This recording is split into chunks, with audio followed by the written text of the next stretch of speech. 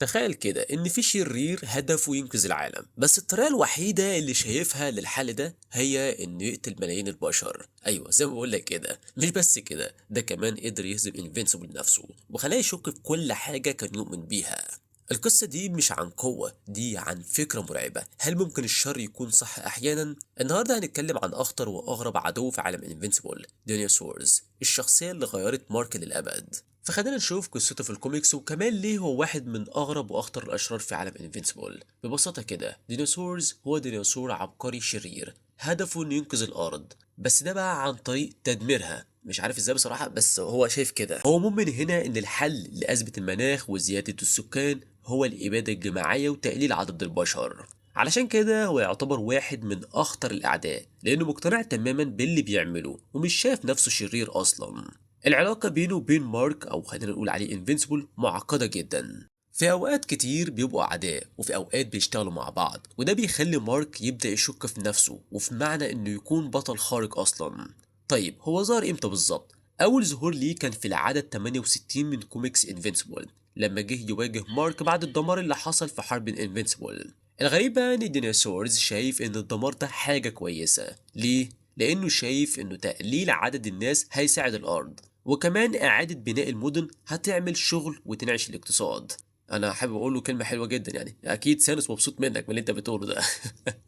مارك طبعا ما استحملش الكلام ده وهزمه بسرعة، وساعتها اكتشفنا ان الديناصورز في الحقيقة انسان عادي، وهو يسمى ديفيد اندرس. ديفيد هنا عنده لعنة غريبة، لما يبقى مش مهتم او حاسس ببرود تجاه حاجة بيتحول لديناصور عبقري شرير. فبعد كده الحكومة بتقبض عليه، وده حصل بعد ما مارك كان تقريبا هيكسر رقبته.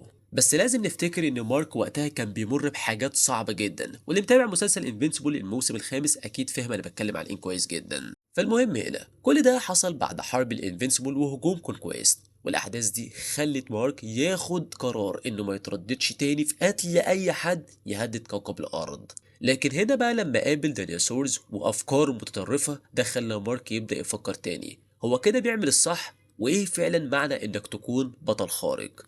فلحد دلوقتي الكوميكس هنا ما وضحش ليه ديفيد بيتحول لديناصورز، بس اللي نعرفه ان ديناصورز مش بس عبقري شرير، ده كمان واحد من الاشرار القليلين جدا اللي يقدروا يأذوا مارك جسديا. في العدد 99 من كوميكس انفينسيبل، ديناصورز بنفسه قال ان مارك عمره ما قدر يهزمه في قتال مباشر. كل مرة الموضوع كان بيقف لما بيرجع لشخصيته البشرية. وكمان عنده ميزة خطيرة جدا، انه هنا لما بيرجع انسان جسمه بيتعالج تقريبا من اي اصابة، يعني شبه مستحيل اصلا يتقتل. وقوته هنا بتخليه يقف قدام مارك وحتى قريب من مستوى الفيلترومايتس. غير كده كمان عنده قدرات ديناصور مرعبة زي الأسنان والمخالب، بس على قد ما هي خطيرة مش قوية كفاية تخترق جلد الفيلترومايتس. وده اتوضح في العدد 90 لما حاول يعض راس ثراج وأسنانه اتكسرت. بعد هنا بقى ما الحكومة بتقبض عليه قعد شوية في السجن، لكن هنا لما زهق اتحول تاني لديناصور وهرب، وساعتها قرر ينفذ خطة جديدة في لاس فيجاس في العدد 80. فهو شايف هنا ان المدينة دي كارثة على الارض لانها بتستهلك موارد طبيعية بشكل ضخم جدا. فايه بقى خطته هنا؟ انه يحاول يخلي الناس تخرج من المدينة علشان خاطر يفجرها بالكامل. طيب هو ايه هنا السبب؟ لان حسب حساباته المكان ده مثالي يتحول لمحطة طاقة شمسية ضخمة جدا، تقدر توفر طاقة نظيفة ومجانية كمان لكل البلد. فهي خطة مجنونة بس بنية كويسة. مارك طبعا بيحاول يوقفه ويدور على القنبلة علشان خاطر يعطلها، وفعلا مارك هنا بينجح ويبان انه كده خلص الموضوع وخلاص انقذ اليوم. بس هنا بقى كانت الصدمة الكبيرة، ديناصورز كان أذكى من كده بكتير.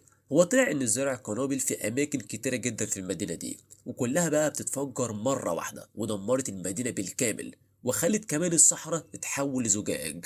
فدي هنا كانت واحدة من أكبر إخفاقات مارك في الكوميكس، وفي نفس الوقت نقطة تحول مهمة جدا ليه. مارك أصلا كان شاكك في نفسه بعد اللي حصل مع كونكويست وحرب الفيلترومايتس وحرب كمان الانفينسيبل. بس بعد اللي عمله ديناصورز بدأ يشوف الأمور من وجهة نظره وبدأ يفكر، طيب إيه بقى لو الطريقة دي فعلا بتنقذ ناس أكتر على المدى البعيد؟ وده اتأكد ليه في العدد 84 لما شاف إن الخطة نجحت فعلا. الحكومة هنا استخدمت الصحراء الزجاجية اللي كانت لاس فيجاس وبقوا بيولدوا منها طاقة نظيفة لنص البلد. السطح الزجاجي ده بقى بيولد طاقة ضعف اللوح الشمسي العادي، وكمان المشروع وفر شغل لآلاف الناس. علشان بعدها بقى مارك يبتدي يشك بجد، هو اللي بيعمله ده بيساعد الناس فعلا ولا هو بس بيحل مشاكل مؤقتة وخلاص على كده. وفي الآخر اقتنع إن ديناصورز كان عنده حق جزئيا، فقرر يخرجه من السجن، وأيوه الاتنين اشتغلوا مع بعض، بس حاولوا يحلوا مشاكل العالم من غير قتل جميع المرة دي.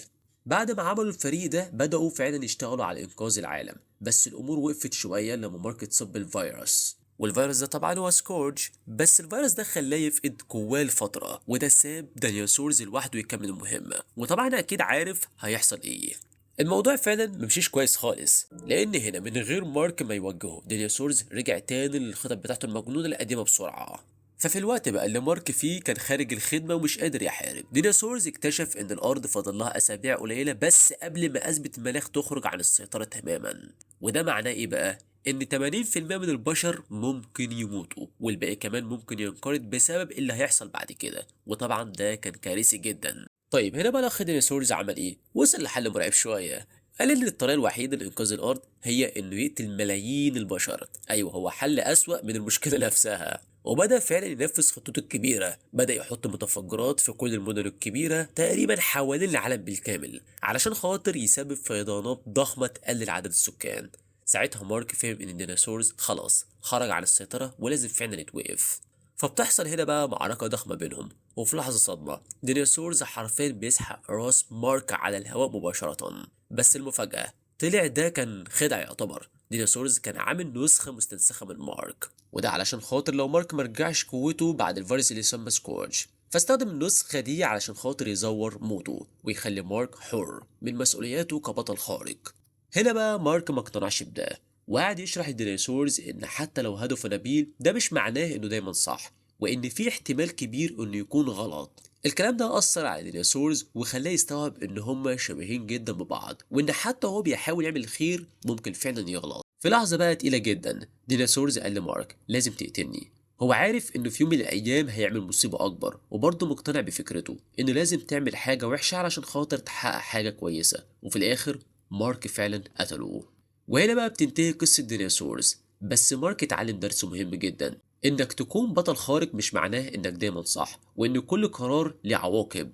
قصة انفينسيبل دايما بتتكلم عن العواقب، واكبر خوف عند مارك هو شكه في نفسه. وزي ديناصورز مارك مش معصوم من الغلط، وشفنا كذا مرة ان قراراته جابت مشاكل اسوأ، بس كل ده ساعده يفهم حاجة مهمة، ان الصح مش دايما سهل، وانك لازم تتحمل نتيجة قراراتك، وده هو معنى انك تكون بطل حقيقي.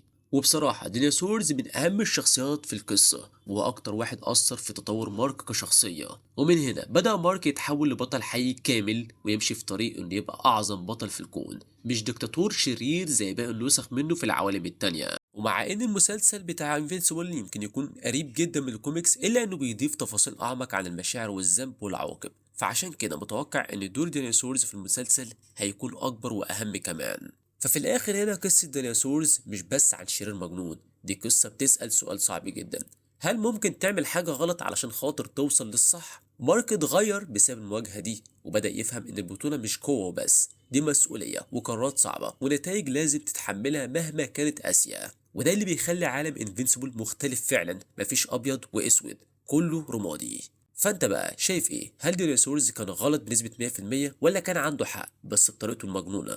كالعادة بقى هستناك في الكومنتات، ولو وصلت لحد هنا اول مرة على القناة ما تنساش سبسكرايب شير كومنت لايك علشان يوصلك كل جديد اول باول، واشوفكم الفيديو اللي جاي. سلام. Every life